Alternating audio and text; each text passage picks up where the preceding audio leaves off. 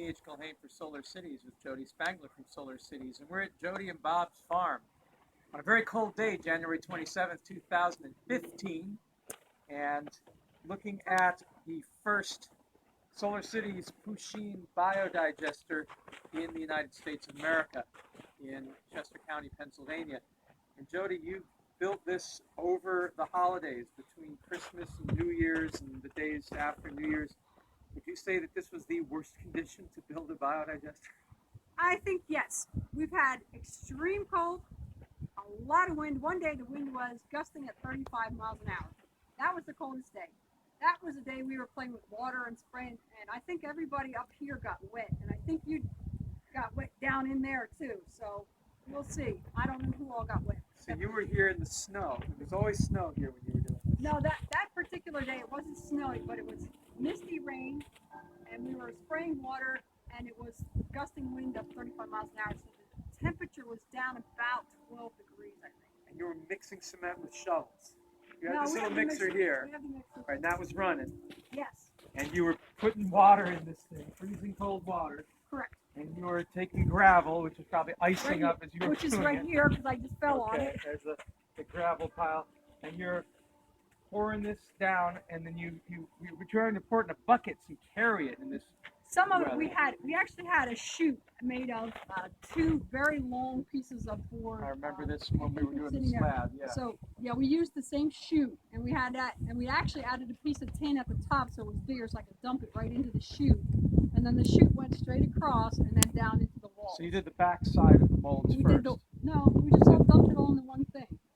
The one thing. It went all on one side. It went all down, and then it just Oh, and then it swished spread around. out. So you didn't go around like we did No. in Brazil. You just let it all go one place and fill it up, and then you used the stinger, the agitator, Yes. and that vibrated it all. No problems with the mesh inside.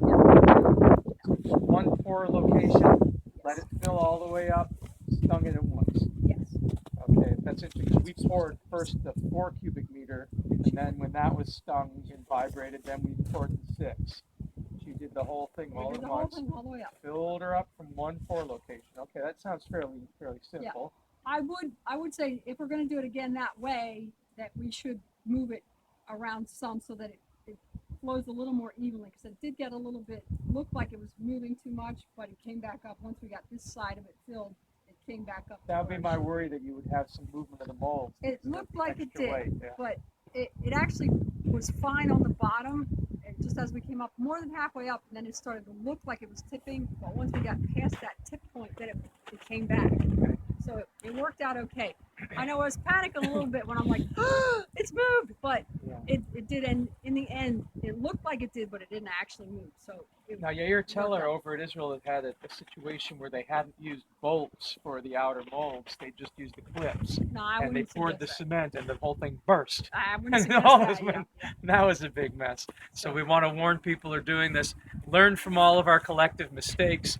Do not use just the clips for your outer molds. Make sure you got enough bolts in that it can't expand and burst when you put the weight of that cement. I have been taking copious notes and a daily, basically a daily log to remind myself, like, oh yes, we need to do that, or we should have done this.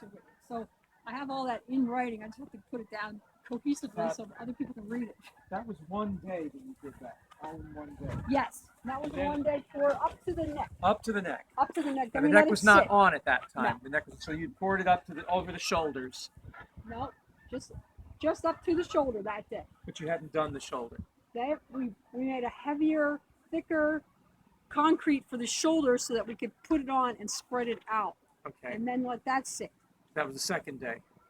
That was probably about 3 days after that, because we let the walls just totally cure so that they were really before strong. you poured the shoulder, Yes. you let the word. Okay. Yes. Okay, that's unusual. No, I know it is for you guys, but it's not for here because the longer it sits, curing hard, it gets hard. Yeah. And we got a lot of water that seeped out of the mold into the bottom of the mold. Yeah. And then, so we were actually working in an inch or so of water in the bottom of the mold inside. Why were Because- you inside the mold? To put the shoulders on. You hadn't even put the shoulders on?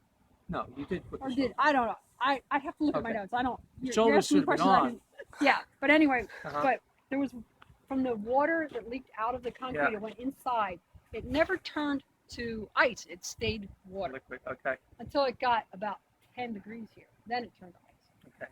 But So then you poured the shoulders, and it wasn't a problem with a cold joint, even though you'd let the walls cure. it's fine. And then the following day, or was it a week later, that you would put the neck molds on and started to do the And neck? again, I'd have to look at it Yeah. and see exactly, but it was definitely days later. Right.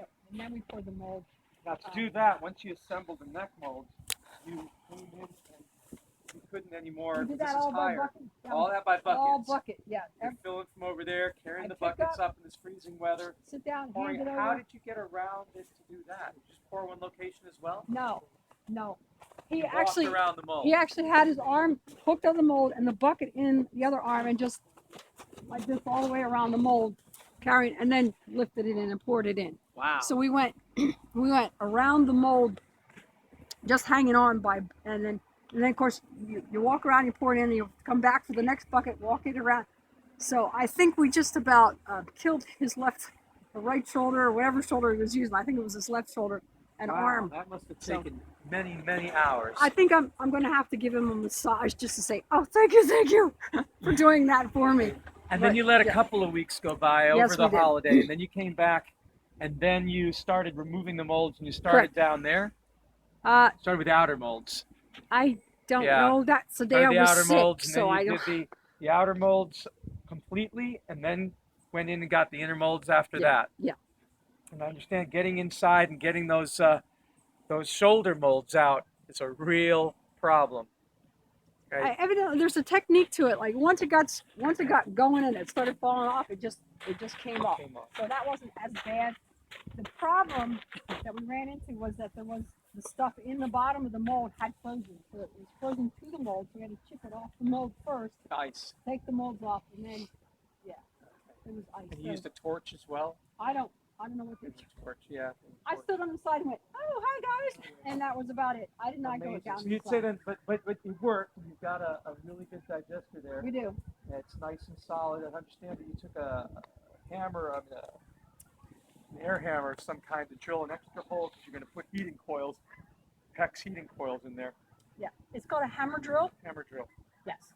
Got that. You got the feeding pipe is over there, and it's a 3-inch pipe.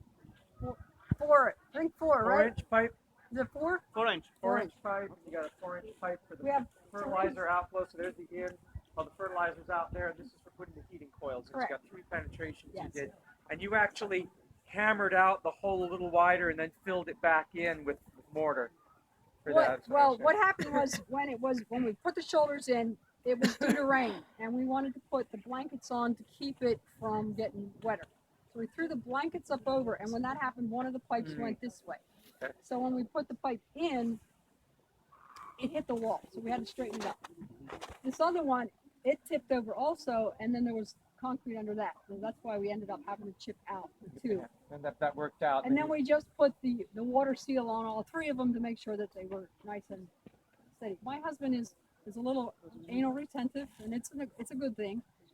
But he works for and puts in sewer pipe, so you're not allowed to have leaks in sewer pipe. So he makes sure nothing leaks. So this will probably be 100 years from now not leaking.